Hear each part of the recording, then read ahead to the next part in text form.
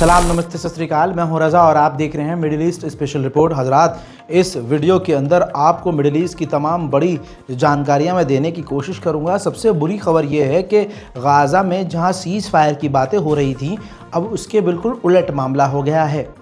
दोस्तों, बताना चाहूँगा कि इज़राइल तैयारी कर रहा है। मीडिया रिपोर्ट्स ये आ रही हैं कि इज़राइल अब गाज़ा पर और बड़े हमले करने की तैयारी कर रहा है। 8 महीने पहले मैंने एक बात बोली थी, वो बात अब सही साबित होती हुई नज़र आ रही है, जिसमें मैंने कहा था कि इज़राइल का मकसद ये है कि गाज़ा को बिल्कुल समतल कर देना। गाज़ा पर बमबारी करके, मकानों को तोड़ के, बमबारी करके गाज़ा की ज़मीन को बिल्कुल बंजर करके, सपाट करके कब्ज़ा करना। अब ये बात सबको नज़र आ रही है और सब कुछ दिख रहा है। नेतन्याहू जब भी डील होने वाली होती है अपनी कोई शर्त रख देता है, और ऐसी वो शर्त रखी जाती है जो हमास बिल्कुल नहीं मानता। अब गाज़ा और हमास बात दोनों एक ही है। पिछले 2-3 दिनों से बहुत ज़्यादा एक बार फिर से एक्शन में अचानक से आ गए हैं, या यूँ कहूँ इज़राइल ने मौका दिया कि वो एक्शन में आ जाए, क्योंकि इज़राइल को फिर से गाज़ा को पूरी तरह से नष्ट करने का बहाना चाहिए था। ये रिपोर्ट देखिए, ब्रेकिंग न्यूज़ ये है कि हमास की तरफ से, गाज़ा की तरफ से इज़राइल के सदरौत के इलाके पर बमबारी की है, मतलब रॉकेट फायर किया गया। 5 रॉकेट जो है गाज़ा की तरफ से दागे गए इज़राइल की तरफ, जिसमें सिर्फ 2 को इज़राइल रोक पाया और 3 मिसाइलें खाली इज़राइल के इलाकों में जाकर गिरी हैं। इज़राइल का कोई मोटा नुकसान नहीं हुआ, लेकिन इसके बदले में जवाबी कार्रवाई में इज़राइल गाज़ा के साथ क्या करेगा, आपको मुझे कुछ एक्सप्लेन करने की ज़रूरत नहीं है। इज़राइल ने कमाल अदवान हॉस्पिटल को तो बर्बाद कर ही दिया है। अब कमाल अदवान के बाद एक छोटा सा हॉस्पिटल है, अल वफा हॉस्पिटल। इज़राइल की मिलिट्री ने उस अल वफा हॉस्पिटल पर बमबारी की, जिसमें 6 लोगों की शहादत हो गई है और 12 से ज़्यादा ज़ख्मी बताए जा रहे हैं।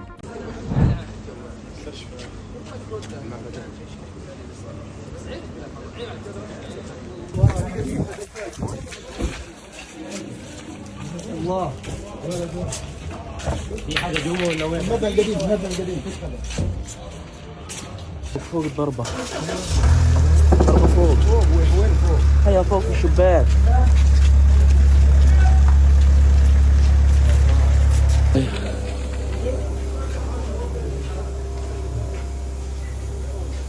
يعني في هذا الصباح استيقظنا على استهداف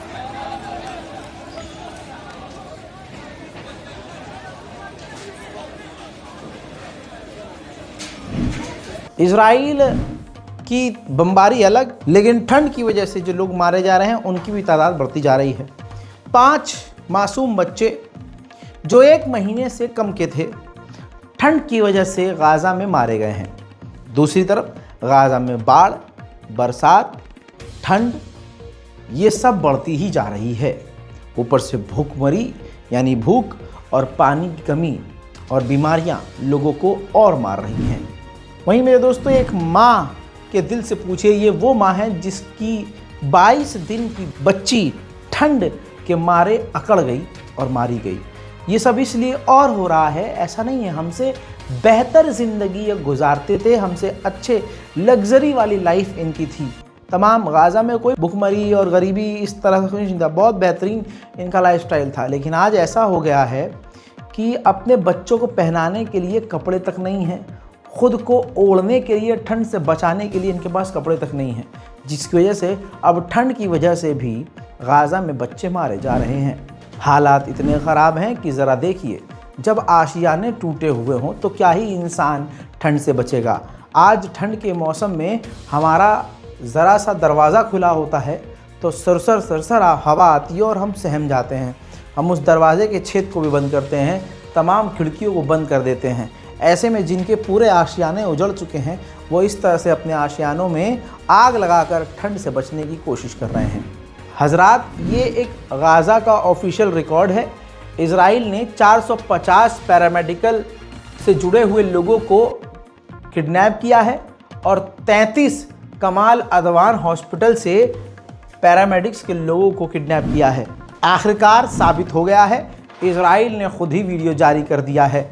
ज़रा ध्यान से देखिए, कमाल अदवान हॉस्पिटल के डायरेक्टर को जिस तरह से घेर कर गिरफ्तार किया, साथ में और भी लोगों को गिरफ्तार किया है। ये विजुअल देखने लायक है। ड्रोन तस्वीरें भी हैं जिसमें इजराइल अपने वॉर क्राइम को दिखा रहा है कि किस तरह से उसने कमाल अदवान हॉस्पिटल, जो एक इंसानियत के लिए काम कर रहे थे, उनको तक गिरफ्तार किया है, उसने डिटेन किया है। और इस पूरे प्रोसेस का ये वीडियो खुद इजराइल ने जारी किया है, जिसमें आप कमाल अदवान हॉस्पिटल के डायरेक्टर को देख सकते हैं कि उन्हें अपने टैंक में ले गए हैं, बड़े ही प्यार से हाथ मिलाया है पहले। और अब खबर ये है कि ऐसी इनको जेल में ले गए हैं जिस जेल में इनको टॉर्चर किया जा रहा है। साथ ही कमाल अदवान हॉस्पिटल के अंदर इजराइल की मिलिट्री ने घुसकर मरीजों को तो मारा ही, किडनैप भी किया, मरीजों की फाइल्स को भी चुरा कर ले गए और कमाल अदवान हॉस्पिटल के जनरेटर को भी चुरा कर ले गए। गाज़ा के अंदर सबसे ज़्यादा 2024 में दुनिया में सबसे ज़्यादा गाज़ा के अंदर नमाज जनाजा पढ़ी गई है। ये एक ऐसा मुल्क बन चुका है जहाँ एक दिन में 5 टाइम की नमाज से ज़्यादा नमाज जनाजा पढ़ी जा रही है और दुनिया कुछ नहीं कर सकती। मेरे दोस्तों, ज़बरदस्त और ख़तरनाक बारिश की वजह से 1,35,000 टेंट में से 1,10,000 टेंट पहले ही डैमेज हो चुके हैं। गाज़ा में मौत के आंकड़े 45,514 से ज़्यादा हो चुके हैं और ये आंकड़े आधिकारिक हैं। अभी इनमें वो लोग शामिल नहीं हैं जिनकी अभी कोई जानकारी ही नहीं है। यूके की रिपोर्ट के मुताबिक ये बात पहले ही बताई जा चुकी है कि 1 लाख से ज़्यादा लोग मारे गए हैं। वहीं ये तस्वीर देखिए, गाज़ा के तबाहशुदा मकानों में इजराइल फिर से आग लगाकर उसका वीडियो बनाकर शेयर कर रही है। सोशल मीडिया पर वॉर क्राइम की तस्वीरें इजराइल के द्वारा खुद शेयर की जा रही हैं, लेकिन इन पर कोई कार्रवाई नहीं की जा रही। मेरे दोस्तों, आपकी स्क्रीन पर एक नौजवान की कहानी है। ये गाज़ा का बच्चा है, कब्रिस्तान आप देख सकते हैं। पूरा गाज़ा वैसे तो कब्रिस्तान बन चुका है। इस बच्चे का पूरा परिवार इजराइल की बमबारी में ख़त्म हो गया है। पूरा ख़ानदान ही अब बर्बाद हो चुका है। आखिरकार फिर इसने कब्र खोदने का ही काम शुरू कर दिया है। अब ये सिर्फ कब्रिस्तानों में कब्र खोद रहे हैं। उधर इजराइल ने आधिकारिक तौर पर मना कर दिया है कि अब कमाल अदवान हॉस्पिटल हम दोबारा नहीं खुलने देंगे। उधर हमास ने कहा है कि गाज़ा के अंदर से इजराइल निकलना ही नहीं चाहता, इस वजह से गाज़ा और इजराइल की कोई डील नहीं हो पा रही है। 51 साल का एक और फिलिस्तीनी इजराइल की जेल में टॉर्चर होने के बाद मारा गया है। इसके अलावा 1 साल के अंदर कम अज़ कम 50 फिलिस्तीनी इजराइल की जेल में टॉर्चर करके मार डाले गए हैं। फिलिस्तीन अथॉरिटी की मिलिट्री यानी फिलिस्तीन की ही पुलिस इजराइल के इशारों पर नाच रही है।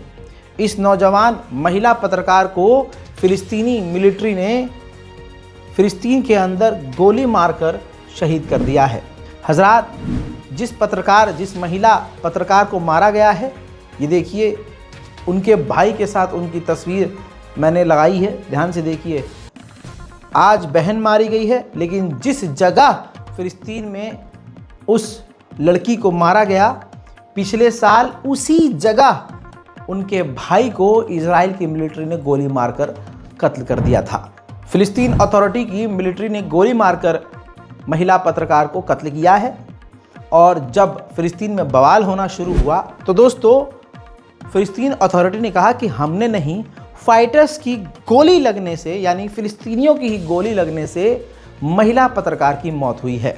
जबकि सबने देखा है, चश्मदीदों का बयान है, घर वालों का साफ कहना है कि फिलिस्तीन अथॉरिटी की पुलिस ने गोली मारकर कत्ल किया है। इजराइल के इशारे पर फिलिस्तीन अथॉरिटी की मिलिट्री नाच तो रही है, लेकिन उसके बावजूद जूता ही खाएगी। इजराइल की पार्टी और इजराइल की जो सरकार है उसने डिसाइड किया है कि फ़िलिस्तीन अथॉरिटी चाहे हमारे लिए फ़िलिस्तीनियों को मार रही हो, रेड कर रही हो, लेकिन हम फ़िलिस्तीन अथॉरिटी को हथियार नहीं मिलने देंगे।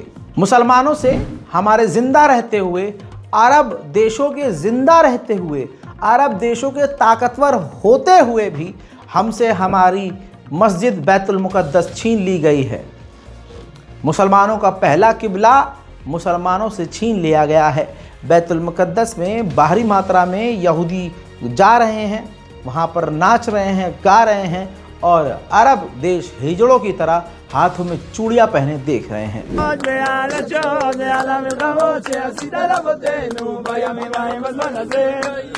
על הניסים ועל הפורקן ועל הגבורות ועל השואות ועל המלחמות שעשית בעולם בקניין השם השלם זה הבניין בעולם בקניין השלם השלם זה הבניין בעולם בקניין השלם השלם בעולם בקניין השם השלם זה הבניין בעולם בקניין השלם השלם זה הבניין בעולם בקניין השלם השלם זה הבניין। जैसा मैंने आपको बताया था, अब मैं आपको जानकारी देता चलूं।